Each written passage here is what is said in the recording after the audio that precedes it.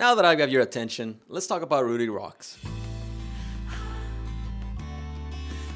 When the season started, I honestly had no idea that this was coming out. I didn't know what it was about. And after watching all of the episodes, it really surprised me how good it was and how probably it was better than some of the biggest names that this season had to offer. And no, not only because of the shots, there's more to it than that. Ruri Rocks is basically an anime all about minerals. It's so-called an introduction to mineralogy, and basically the show is really just an entire class about that. Through this whole class, we basically follow Ruri and her quest to find the most valuable gem or the prettiest one that she can sell for a ton of cash. And through this journey, we get to meet not only her, but we get to meet Nagi, Yoko, and Seto. Two of them are university students, and the last one is someone that is in her classroom that she really had no idea that even existed, let's be honest here. And through this whole journey, she goes through a transformation in which she realizes that she no longer wants to just collect pretty rocks and sell them. She actually wants to find out where they come from, how they get created, what happens, and just anything that goes really with rocks. She becomes super interested in them. The journey is amazing to see, just going from this brat to this person who is knowledgeable and can actually identify and have critical thinking as to where the rocks might be, the minerals might be, and actually helps them instead of just being someone that is needy and that wants everything handed to her. This is a great change. This is something that,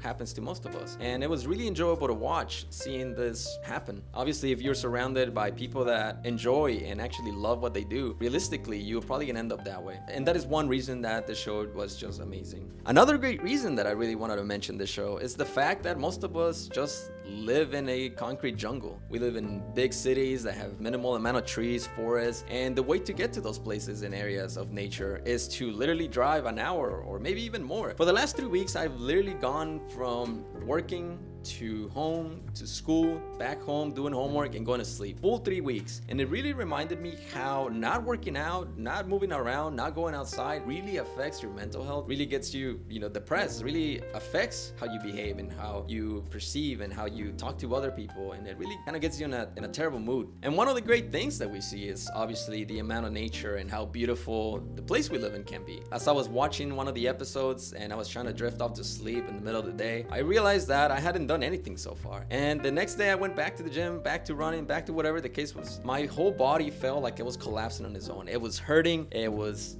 just awful. Whenever I realized that I moved for 30 minutes and this is how it feels. Now, I don't know if I'm getting old, but I don't know how people can go days, months, even probably years without actually moving, without doing anything, and just going from day to day, office, coming back home, sitting for the next 10 hours again, and then going back to sleep, doing it again. I have no idea how people can do this, but I can see how problems start. So this anime should be a reminder for myself, for all of us, to go out there and explore. There's a lot of beautiful things that can really shift your mind and your perspective, especially if you had a stressful week. Going out there can really change your mood. Instead of locking yourself up in your house for the next 24 hours and doing nothing with it. Look, I could put my VR headset and just see nature and put some VR video and be like, man, this is amazing, but I'm still gonna be sitting in my chair here and obviously not be able to do anything about it. It's still gonna make me depressed. It's still gonna keep me inside. So it is one of the essential parts that I realized through watching this. The last part I really wanna mention that this anime was amazing at is when Seto comes around. And this is episode 7, I believe. We see how the impact of your parents have, of your hobbies, of the things that you're interested in, the things that they don't want you to do, and how they perceive what your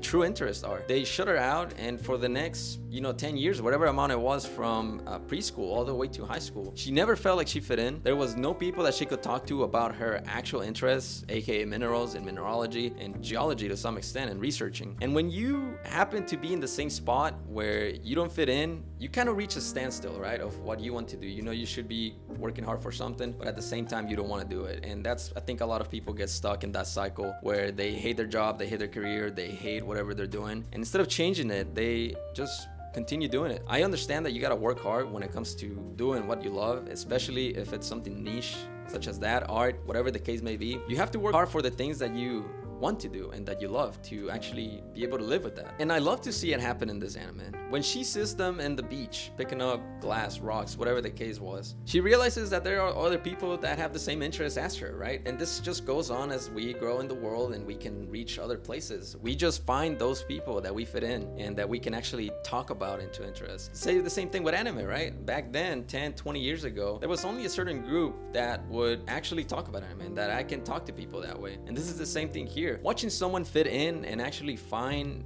people that have the same passion is amazing. It really kind of makes you feel that you shouldn't give up, whatever the case it is that your hobby is, whether it be video games, whether it's anime, whether it's something completely niche that you don't think there's going to be people, there's always someone out there. And watching it happen in real time where someone fits in and actually starts being happy, starts living through their passion, is amazing to see. And the last thing for this is the ending of that episode. You really see from beginning to end how her life really completely changed, hanging out with Ruri and Nagi and Imari, and how they accept her and how she realizes that she wants to be there. And this is what her dream was all about, right? She always wanted to be a researcher, and now she can do it because she realizes that there's other people that will support her and they have the same passion. But that's it. If there was a few things I wanted to just say at the end is follow your passion, but make sure that you are putting all the work that you need to, whether it's, Saturday, Sunday, you can go hang out to make it happen, to make your dream happen and your passion happen. Do what you need to do to make it come true. But don't forget to go outside, work out, move, and enjoy the things in life.